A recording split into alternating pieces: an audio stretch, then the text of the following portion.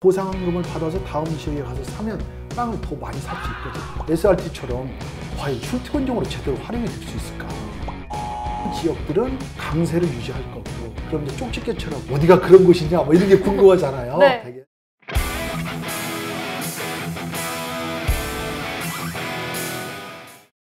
똑똑 두드리시면 톡톡 답변해드립니다. 똑똑 장영동의 부동산. 네, 안녕하세요 선배. 반갑습니다. 오랜만에 뵀는데 옷이 아주 화사하시네요. 더워졌어요. 봄이 왔어요. 지난 시간에 이제 시장을 보는 큰 눈을 하나 설명을 했고, 그 다음에 또 더 작은 눈이 있어야 된다. 그렇기 때문에 오늘은 줌으로 당겨서 깊숙이 한번 오늘 들어가 보는 얘기를 하도록 하겠습니다. 조금 더 관심 있는 지역은 수도권이잖아요. 네, 수도권에 네, 이번에 GTX 들어서는 네, 지역도 있고요. 바로 이제 우리의 수도권이 전체적으로 과잉 공급되고 하는 지역들도 많지만 서울로 들어오는 길목이 아주 편리한 지역들은 강세를 유지할 거고, 그렇지 않은 지역들은 상당히 떨어질 가능성이 커요. 그럼 이제 쪽집게처럼 어디가 그런 곳이냐 뭐 이런 게 궁금하잖아요. 네. 되게 동탄은 그런 데가 안 되는 것 같아요. 제가 한번 취재를 나가서 한번 동탄을 가봤거든요. 네. 그러니까 예를 들어서 서울 강남에서 저녁 때 퇴근 시간에 동탄을 가려고 하면 버스는 광역버스가 한 발에 가는 게 있어요. 근데 그 버스를 탈 수가 없어요. 왜요? 3번, 4번 기다려야 돼요. 다 10,000원이었어요. 그게.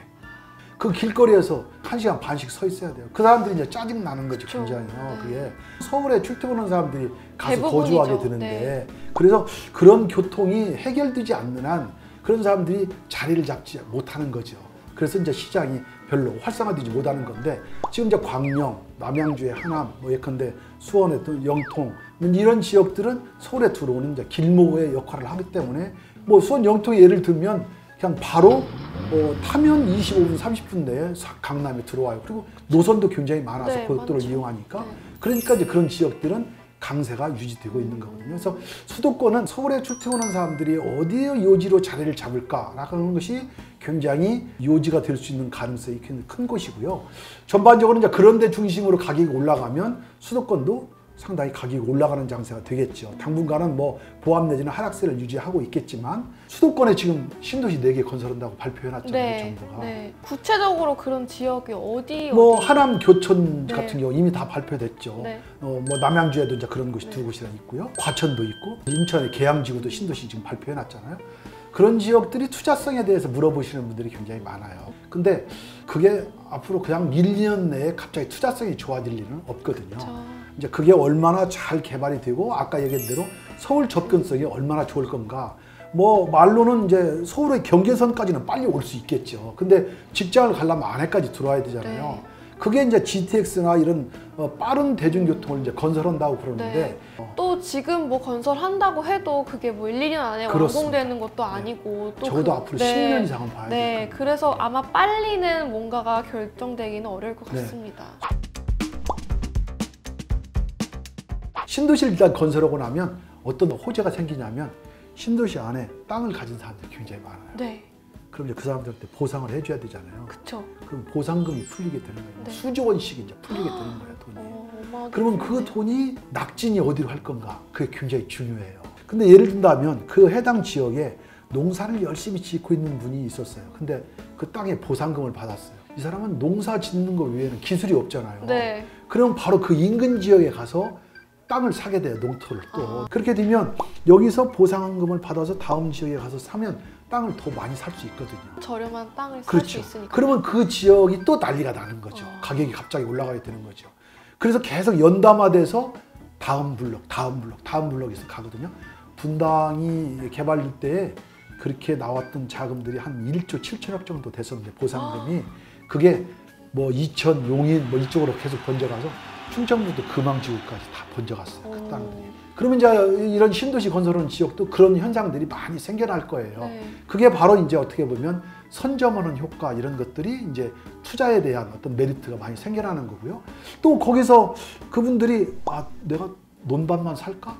그건 아니지. 내가 그 돈을 좀 많이 받았으면 수익이 나오는 상가나 또는 아파트라도 한 채 사야 되겠다 하는 사람들이 많이 생기거든요. 그러면 이제 그런 분들이 어디다가 투자하냐에 따라서 또 그 해당 지역들도 굉장히 올라갈 수 있는 소지가 있죠. 그러니까 네. 기회는 굉장히 많아지는 그런 상황들이 빚어진다라고 하는 것들을 기억을 해두시면 투자에 굉장히 도움이 될 겁니다.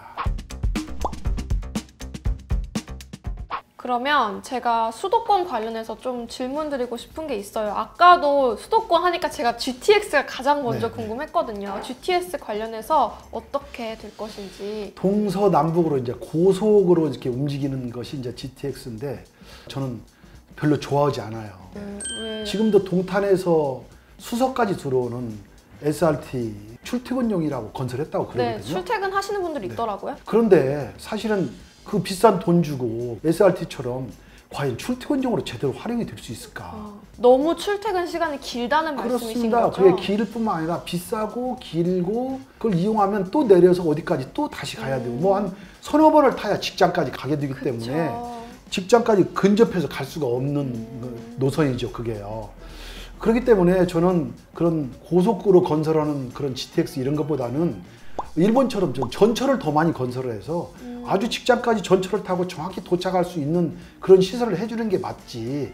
GTX 건설을 하는 거는 다소 무리다라는 생각도 들거든요. 네. 물론 동쪽에서 서쪽까지 가고 남쪽에서 북쪽까지 한꺼번에 가는 거는 빠르게 가니까 좋겠죠. 근데 신도시에서 연결하는 출퇴근용으로 한다라고 하는 얘기는 뭔가 현실성이 없는 얘기 같다 이런 생각이 들어요. 다만 그런 것들을 이제 건설하다 보면 기존에 교통이 막혔던 지역들, 지금 파주 같은 데들 뭐 이런 데들은 그 GTX 기대감이 엄청나게 크거든요. 그 뭐 서울권으로 들어오고 남쪽까지 더 내려갈 수 있는 여건이 많기 때문에 삼성리에서 계속 연결도 다 되어 가는 거고요. 그런 데들은 이제 상당히 파급 효과를 가져올 거예요. 거기는 이제 사람들이 타고 다니는 역세권에 대해서 상업용지도 상당히 관심이 높고 주변의 주상복합도 또 이제 아파트 단지들도 이제 상당히 관심이 높아서 영향력은 앞으로 많이 미칠 것이다. 그러나 그런 GTX가 지금 정부의 계획대로 제대로 건설된다 이렇게 보기는 조금 힘들다. 건설은 되긴 되겠지만 이게 활성화가 되기엔 조금 어렵다. 그렇죠, 이렇게 그렇죠. 보시는 게 네, 맞겠어요. 그러면 이제 가장 궁금한 게 또 하나가 더 있는데 수도권에서 SK 하이닉스가 들어오는 네, 용인 원산면 지구 한번 그쪽에 대해서도 이야기를. 바로 이제 인구 유발 시설들이에요. 그게요. 그게 네. 그러니까 공단이 하나 들어오면 그 공단을 끼고 협력업체들이 주변에 많이 배치하고. 들어서게 되죠. 그리고 네. 이제 또 여기에 공단과 협력사들이 출퇴근을 해야 되는데 거주지가 있어야 할 거 아니에요. 그러니까 거주지가 또 주변에 형성이 되고. 그러니까 용인 원산 같은 경우들도 지금 이제 제2경부 고속도로가 그쪽 이제 관통에서 내려가거든요. 네.